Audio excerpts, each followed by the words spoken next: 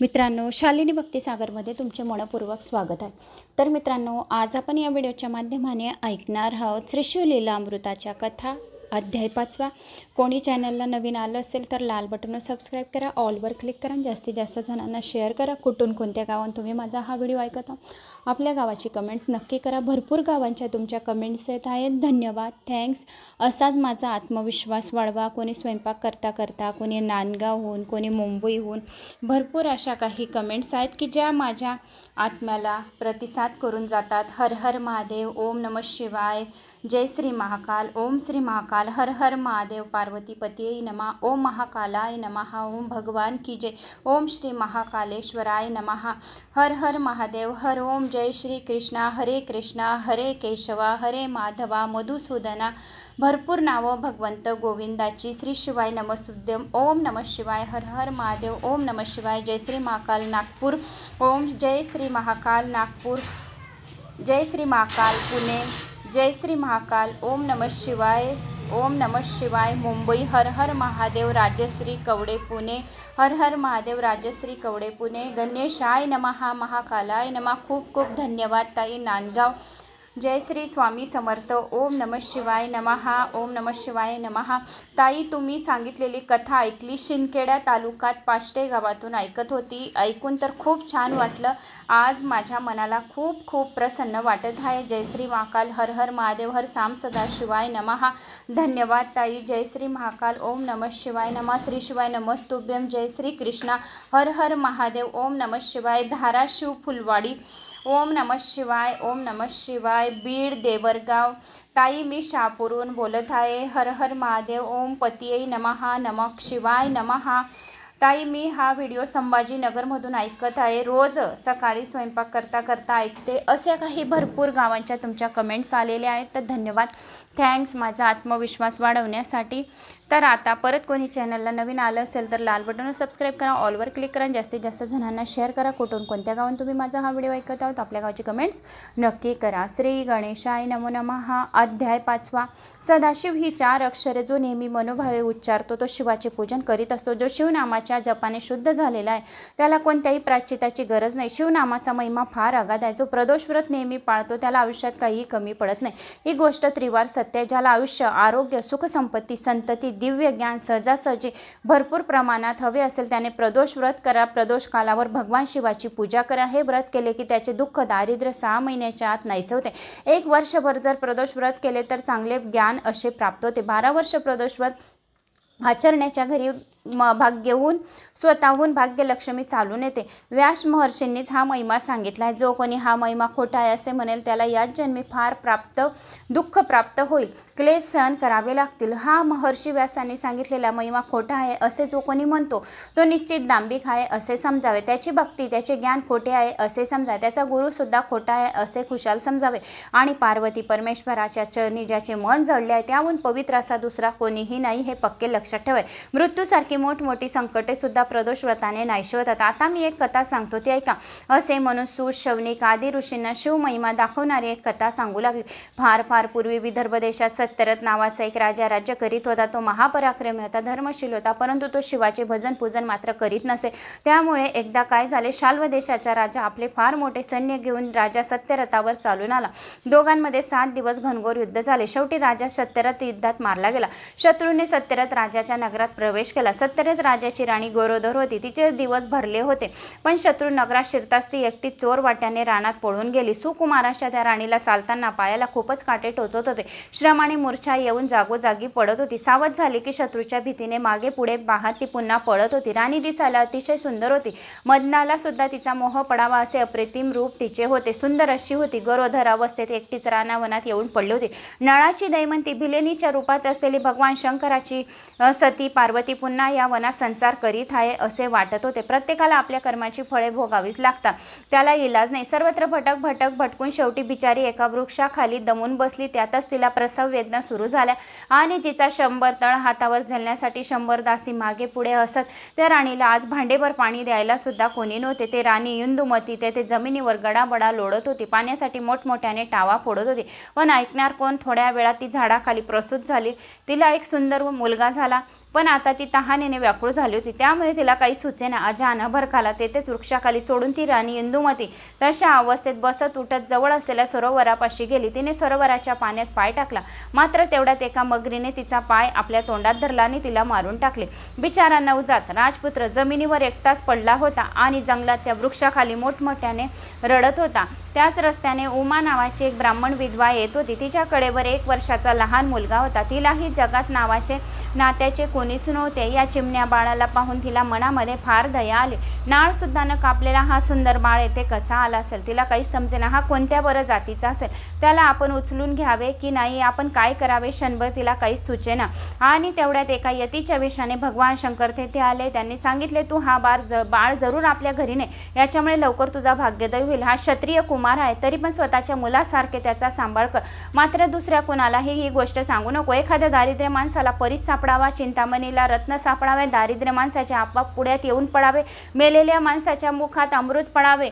हा बाळ तसा तुला सापडला आहे, त्याचे पालन कर, जीवाभावाने कर. एवढे सांगून शंकर लगेच गुप्त झाले आणि मग उमेने दोन्ही हातावर उचलून घेऊन प्रवासाला सुरुवात केली. स्वतःच्या मुलाचे नाव तिने सुचिव्रत केले आणि राजपुत्राचे नाव तिने धर्मगुप्त ठेवले. दोघांच्या कडे खांदेवर घेऊन ती गावात घरोघर भिक्षा मागत होती. कोणी विचारले तर हे माझ्याच पोटचे दोन्ही मुलं आहेत असे ती सर्व विचारण्यांना सांगत होती. अशा तऱ्हेने दोन्ही मुलांना घेऊन फिरता फिरता ती एकचक्री नावाच्या नगरात आली. तेथे तिला एक सुंदर असे मोठे शिवालय दिसले. शिवालयात अनेक थोर ऋषी बसले होते. त्यावेळी तेथे शिवाची आराधना सुरू होती. महान श्रेष्ठ अशा शाडिल्य ऋषीच्या देखरेखीखाली त्या मंदिरात यज्ञयाग सुरू होता. ओमा आपल्या दोन्ही पुत्रांसह त्या शिवालयात आली. पूजा पाहत होती, उभी राहिली. धर्मगुप्ताकडे आपल्या तेजस्वी डोळ्याने निरखून पाहत शाडिल्य ऋषी म्हणाले, अरे रे रे, दैवाची गती किती विचित्र आहे. पहा, हा खरा तर राजपुत्र, पण आज दीन होऊन गरीब होऊन येथे आलाय, भिक्षा मागण्यासाठी आपल्या समोर आलेला आहे. उमेने शाडिल्य ऋषीचे नम्रप्रमाणे पाय धरले. त्यांना म्हटले, महाराज, आपण तर त्रिकाल ज्ञानी आहात, तुम्हाला भूत भविष्य आणि सर्व काही समजते. महाराज, आपण माझ्यावर कृपा करा. याचे आई वडील कोण आहेत, जिवंत आहेत की मेले आहेत ते मला सांगा. तेव्हा तिला उठवत शाडिल्य ऋषी म्हणाले, या राजपुत्राचा पिता सत्यरथ नावाचा एक राजा होता. एकदा काय झाले, हा प्रदोषाच्या वेळी भगवान शंकराची पूजा करीत बसला होता. तेवढ्यात त्याच्या शत्रूंनी त्याच्या नगरावर हल्ला केला. नगराला सर्व बाजूंनी वेढा पडला. तेव्हा शंकराची पूजा तशीच सोडून तो शत्रूशी लढायला रणांगणात चालला गेला. शत्रूवर ठार मारले हे खरे, परंतु नंतर पूजा पूर्ण न करता सत्यरथाने जेवण केले. पूजा पूर्ण करायचा विसरून गेला. त्यामुळे तो या जन्मात अल्पायुष्य होऊन मरण पावला. म्हणून कोणीही चालू असलेली भगवान शंकराची पूजा सोडून जाऊ नये.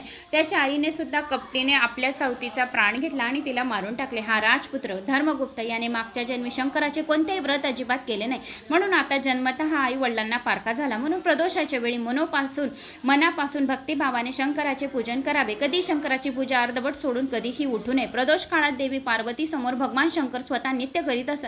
सरस्वती वीणा वाजवत असे. पुरह सुस्वरी बासरी वाजवत असतात. लक्षवी छानसा ताल देत असे. भार्गवी मधुर आलाप देत असतात. शिवाचा परम मित्र यक्षपती कुबेर हात जोडून उभा असतो. सगळेच्या सगळे यक्ष गण गंधर्व कुबेर देव तेथे सभोवती उभे राहतात. शंकराचे नृत्य पाहत असतात आणि किन्नर देव सुद्धा सभोवती राहतात. असा हा भाग्यवान प्रदोष काल आहे. मुनिराज, आपण मला एवढे चांगले ज्ञान दिले, बहुमोल असे ज्ञान दिले. मी आपल्याला आता शरण आलेले. आता माझा हा पुत्र दारिद्र्य का झाला हे सांगा, असे उमाने म्हणाली. तुझ्या या पुत्राने मागच्या जन्मी खूप पैसा मिळवला, अन्यायी मार्गाने संपत्ती जमा केली, पण दान मात्र कोणालाही अजिबात केले नाही. शंकराचे पूजन सुद्धा कधी केले नाही. तसेच जर अन्न चोरून खाल्ले तर जीभ जळते. दुसऱ्याचा पैसा घेतला तर घेणाऱ्याचा हात जळतो. परस्त्रीची अभिलाषा धरली तर त्याला अंधत्व येते. हे लक्षात ठेवायला हवे. शाडिल्य ऋषी त्या स्त्रीला उमेला म्हणाली. मग उमेने आपले दोन्ही पुत्र आदराने ऋषीच्या पायावर घातले. ऋषींनी त्यांना पंचाक्षर मंत्र दिला आणि प्रदोष व्रत करा असे सांगितले. आणि शनी प्रदोष, सोम प्रदोष हे सर्वात जास्त महत्त्वाचे प्रदोष असतात आणि या महत्त्वाच्या दिवशी सत्कर्म करावे. 3 घटका रात्र झाली, अतिशय भक्तिभावाने शंकराची पूजा करावी. प्रथम गाईच्या शेणाने भूमी सारवावी. नंतर तेथे कर्दळी केळीचा छानसा मंडप तयार करावा. त्यावर सुगंधित फुलाच्या माळा सोडाव्या. आपण स्वतः शुभ्र वस्त्र पांढरे नेसावे. पांढरे गंध, पांढरी सुवासिक फुले घ्यावीत. मग आपल्या समोर श्री शंकराचे लिंग स्थापन करावे. आणि मनोभावे यथासांग यथाविधी शंकराचे पूजन करावे। दक्षिण भागाला मुरतकांची पूजा करावी, उजव्या बाजूला अग्नी असावा। त्याचप्रमाणे गजानन, अष्टसिद्धी, महासिद्धी, अष्टभैरव यांची योग्य प्रकारे मनोभावे पूजा करावी। 8 दिशांचे पूजन करावे। पूजा झाल्यानंतर पवित्र मनाने शिवाचे ध्यान करावे। तो गौरीनाथ मनाने अतिशय निर्मळ आहे, कोटी चंद्राच्या प्रकाशासारखा अतिशय शीतल आहे। अशा सनातन पूर्ण ब्रह्माची पूजा आपण मनापासून यथासांग केल्याने आपल्या मनातील इच्छित कार्य पूर्ण होतात। उमेने स्वतः समोर ठेवलेल्या धर्मगुप्त, शुचिव्रत दोघांना ऋषींनी उपदेश केला आणि मग ते दोघ जण काही दिवस एक चक्री नगरात राहिले। दोघांनी 4 महिने प्रदोषव्रताचे पालन केले। मुनींनी सांगितल्याप्रमाणे मनापासून आचरण केले। शिवपूजेची चोरी करणे सर्वात मोठे पाप आहे आणि प्रसाद तीर्थ चोरून घेणे ब्रह्महत्येसारखे पाप आहे। अशा रीतीने हे दोघी जण शुद्ध मनाने भक्तिभावाने प्रदोषव्रत करत असतात। एकदा ब्राह्मण पुत्र शुचिव्रत असाच एकटा नदीकाठी फिरत असताना रस्त्यातील त्याच्या समोरची दरड एकदम ढासळली आणि त्यातून एक सुवर्ण मोरांनी काठोकाठ भरलेला हंडा त्या दरडीमधून बाहेर आला। आपल्या घरी तो हंडा शुचिव्रत घेऊन आला। उमेला फार आनंद झाला। शुचिव्रताने आपल्या भाऊ धर्मगुप्ताला आपण आणलेल्या धनाचा अर्धा भाग देऊ केला, पण शुचिव्रत मोठा भाऊ असल्याने धर्मगुप्ताने ते धन काही घेतले नाही। अशा तऱ्हेने भगवान शंकराच्या कृपेने दोघांचे ऐश्वर्य वाढत चालले होते। रोज नियमितपणाने शिवपूजनात रंगून जात होते। एकदा दोघ जण वनात विहार करण्यासाठी गेले असता वनात गंधर्व कन्या खेळण्यासाठी आलेल्या होत्या। त्या मुलींमध्ये एक मुलगी दिसण्यात अतिशय सुंदर होती। राजपुत्र धर्मगुप्त तिच्याकडे असे पाहू नकोस टक लावून ह्या स्त्रिया पाहू नको, तरुणांचे चित्त हरण करतात, आपल्या मायावी स्पर्शाने शौर्य हरण करतात। अशा स्त्रियांचा सहवास घेणे म्हणजे अनर्थाला कारण होय। शुचिव्रताने आपल्या धाकट्या भावाला समजावून सांगितले। पुढे गेल्यानंतर तेथे त्याला गंधर्व राजाची कन्या अशुमती दिसली। तीही एखाद्या अप्सरेसारखी सुंदर होती। अशुमती या सुंदर तरुणाकडे एकटक दृष्टी लावून पाहत होती। तिला एकदम आठवले तिच्या वडिलांनी म्हणजेच महेशाला श्रीकराला विचारले होते, श्री शंकराला, की माझी ही स्वरूप सुंदर कन्या, परमप्रिय कन्या मी कुणाला देऊ? तेव्हा पार्वतीपती शंकर त्याला म्हणाले होते, धर्मगुप्त नावाचा सत्यरथ राजाचा मुलगा आहे, त्याला तू तुझी परम कन्या दे, तो माझा परम भक्त आहे, तुझी ती कन्या तिला द्यावी। महेशाने म्हणजे शंकराने असे स्वतः सांगितले होते। तो तरुण हाच तर नसेल, हा किती सुंदर दिसत आहे, क्षीरसागरातून प्रत्यक्ष चंद्रच जणू काही वर आलाय असे वाटत आहे। अशुमती स्वतःशीच असा विचार करीत होती। प्रथम दर्शनी त्याला पाहताच ती त्याच्या प्रेमात पडली। मग तिने आपल्या सख्यांना चतुराईने फुले आणण्यासाठी दुसऱ्या बाजूला पाठवून दिले आणि अशुमतीने हलक्या आवाजात राजपुत्र धर्मगुप्ताला हाक मारून आपल्याजवळ बोलवले। त्यासाठी तेथे मऊ पल्लवाचे तिने आसन तयार केले। राजपुत्र त्या आसनावर येऊन बसला। तोही आता मोठ्या खुशीत होता। इतक्या जवळ असूनही अशुमती त्याच्याकडे सरळ पाहू शकत नव्हती, लाजत होती। शेवटी धीर धरून ती म्हणाली, तुमच्या शंकर सरोवरात पोहण्याची इच्छा करणारी मी एक राजहंसनी आहे। आपला मुखचंद्रमा पाहताच माझे मन आनंदाने नृत्य करत आहे। माझे नेत्ररूपी भुंगे त्या कमलाभोवती गुंजन करीत आहे। प्रिया, मला आपली म्हणा। मग अशुमतीने आपल्या हातांनी लगेच हलकेच गळ्यातील तेजस्वी मोतिकांची माळ काढली आणि राजपुत्राच्या चरणावर ठेवली। तेव्हा धर्मगुप्त म्हणाला, हे सुंदर युवती, मला आई वडील नाही, माझ्या वडिलांना ठार मारून माझे राज्य शत्रूंनी घेतले, मी दारिद्र्य आहे, तुझ्या पित्याला मी पसंत पडणार नाही, आपण माझ्यावर विश्वास ठेवा आणि आपण 3 दिवसांनी या स्थळी आपल्या दोघांच्या लग्नासाठी यावे। मी माझ्या पित्याला सर्व सांगून येते आणि लग्नासाठी घेऊन येते। असे बोलून तेथून अशुमती चटकन निघून गेली। धर्मगुप्ताने सर्व हकीकत परत येऊन आपल्या भावाला सांगितले। शाडिल्य ऋषीच्या कृपेचा हा प्रसाद आहे हे त्याच्या चटकन लक्षात आले। अशा प्रकारे गुरुचरणावर ज्याची श्रद्धा असते त्याला काहीच कमी पडत नाही, अगदी मृत्यूपासूनही गुरु त्याचे रक्षण करतो। दोघा भावांनी सर्व हकीकत आपल्या घरी येऊन आपल्या आईला सांगितले। गंधर्व कन्या अशुमतीने सांगितल्याप्रमाणे तिसऱ्या दिवशी दोघंही पुन्हा त्या वनात गेले। गंधर्व राजा सहपरिवार लग्नाचे साहित्य घेऊन तेथे आधीच आलेला होता। या तरुणांची अधीरतेने वाट पाहत होता। ते दोघे येताच आपल्या सर्व गुण संपन्न असा सुंदर जावई पाहून गंधर्व राजा अतिशय खुश झाला आणि नंतर त्याने आणण्यासाठी पालखी सामोरी पाठवून धर्मगुप्ताच्या आईला उमेला लगेचच तेथे बोलावून आणले आणि मग 4 दिवस मोठ्या थाटात धूमधडाक्यात आनंदाने विवाह समारंभ साजरा केला। स्वर्गातील वस्त्रे दागिने त्याने सन्मानाने विणीला अर्पण केले। 1 लाख रथ, 10,000 हत्ती, 1 लाख सुंदर घोडे, 1 लाख दासदासी, रत्नांचे भांडार, स्वर्गीय धनुष्यपान जावयाला आंदण म्हणून दिले। मोठी चतुरंग सेना, पराक्रमी सेना त्याच्या बरोबर पाठवली। उमेला मोठा मान सन्मान संतुष्ट देऊन पाठवले। अशुमती आता मोठ्या आनंदाने पतीच्या बरोबर चालली होती। त्याच्याबरोबर मंगलवाद्याचा गजर होत होता। चतुरंग सेना सभोवत आली होती। हे सैन्य घेऊन राजपुत्र धर्मगुप्त आपल्या स्वतःच्या राज्यात विदर्भ नगराजवळ आला। त्याने संपूर्ण नगराला वेढा घातला। गंधर्वाचे बळ फार मोठे होते, त्याने विदर्भ राजाच्या ताबडतोब पाडाव पडला। धर्मगुप्ताचे वडील सत्यरथ राजाचा वध करणारे दुर्मशन राजाला त्याने धरून आणले। मग धर्मगुप्ताने त्याला मोठ्या दिलदारपणे जीवनदान दिले. आता देशोदेशीचे राजा आता प्रजेसह कारभार घेऊन विदर्भ नगरीमध्ये आलेले होते आणि दर्शनाला येऊ लागले. मग एक उत्तम असा मुहूर्त पाहून राजा धर्मगुप्त सिंहासनावर बसला. उमा मातेला आणि आपल्या ज्येष्ठ बंधू सुचिव्रतेला योग्य प्रकारे मान देऊन धर्मगुप्ताने पुढे 1000 वर्ष उत्तम प्रकाराने राज्य केले.